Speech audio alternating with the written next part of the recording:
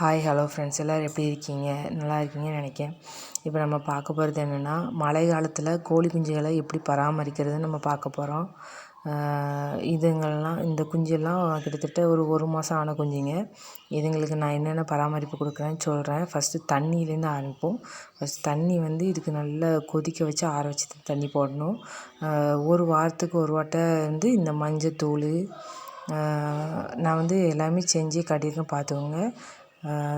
கொதிக்கிற வெந்நீரில் மஞ்சத்தூள், ஜீரகம், அடுத்து நம்ம மிளகுத்தூள், சுக்கு இதெல்லாம் போட்டு நல்லா கொதிக்க வச்சிடணும். தண்ணியை கொதிக்க வச்சுட்டு அதுக்கப்புறம் நம்ம இப்போ எந்த அளவுக்கு தண்ணி எடுத்துருக்கோமோ அதுக்கு 2 பங்கு தண்ணி அதோட மிக்ஸ் பண்ணிவிட்டு கோழி குஞ்சுங்களுக்கு இறையோடு சேர்த்து வைக்கணும். இந்த தண்ணி நீங்கள் கிட்டத்தட்ட ஒரு வாரத்தில் ஒரு 2 டைம் நீங்கள் வச்சுட்டே வந்தீங்கன்னா கோழிங்களுக்கு எந்த விதமான சளியும் பிடிக்காது, எந்த ஒரு நோயும் வராது. ஏன்னா ஜீரண சக்தி நல்லாயிருக்கும், சளி பிடிக்காது. நீங்கள் இதை மழை காலத்தில் கண்டிப்பாக மெயின்டைன் பண்ணணும். வெயில் காலத்தில் இது தேவை கிடையாது. மழை காலம் ஆரம்பித்தோடனே இது சின்ன கோழிங்க மட்டும் இல்லை, குஞ்சுங்க மட்டும் இல்லை, பெரிய கோழிங்களுக்குமே கொடுக்கணும்.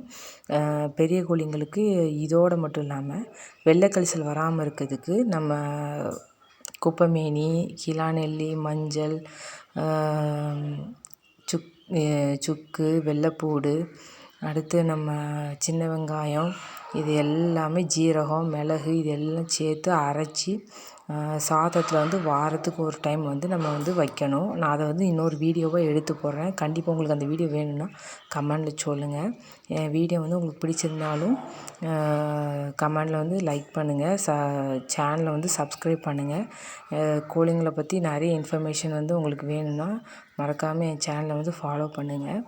ஓகே ஃப்ரெண்ட்ஸ், பாய். நீங்கள் கோழி குஞ்சுங்களுக்கு இதை மட்டும் மறக்காமல் செஞ்சுருங்க. செஞ்சிட்டிங்கன்னா குஞ்சுங்களை நீங்கள் இழக்காமல் காப்பாற்றி வரலாம். அப்போ அந்த பண்ணையோட வெற்றியே குஞ்சுங்களை காப்பாற்றி வளர்க்குறதுல தான் இருக்குது. நீங்கள் பொரித்த குஞ்சுங்களை எப்படி காப்பாற்றி வளர்க்கீங்களோ அதை பொறுத்து தான் உங்கள் பண்ணையோட வளர்ச்சியே இருக்குது. கிட்டத்தட்ட நான் 4 வருஷமாக வச்சுருக்கேன். என்கிட்ட குஞ்சுங்கிறது பிறக்கச்சிலே நோய் எதிர்ப்பு சக்தி கம்மியாக வீக்காக இருக்க குஞ்சுங்க மட்டும்தான் இறக்கும். நல்ல சுறுசுறுப்பாக இருக்கிற குஞ்சுங்க என்றைக்குமே இறக்காது. ஏன்னா அதுங்களுக்கு பக்குவமாக பார்க்கணும். 2 மாதம் வரைக்கும் நீங்கள் கோழி குஞ்சு தீவனத்தை தவிர வேறு எதுவுமே கொடுக்காதீங்க. 2 மாதத்துக்கு அப்புறம் 3ஆவது மாதத்தில் இன்னொரு கோழி தீவனத்திலே குரோவர் சொல்லிட்டு ஒரு தீவனம் உண்டு. அதோடு நீங்கள் கடலை புண்ணாக்கு மிக்ஸ் பண்ணி கொடுங்க.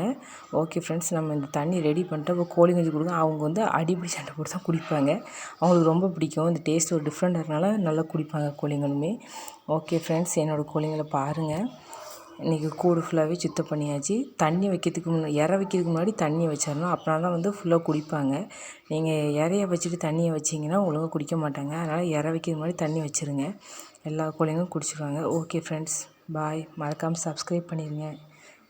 என் சேனல் பிடிச்சிருந்தா மறக்காமல் லைக் பண்ணுங்கள். இந்த வீடியோ பிடிச்சிருந்தா மறக்காமல் கமெண்டில் சொல்லுங்கள். ஓகே ஃப்ரெண்ட்ஸ், இன்னொரு வீடியோவில் பார்க்கலாம். பாய்.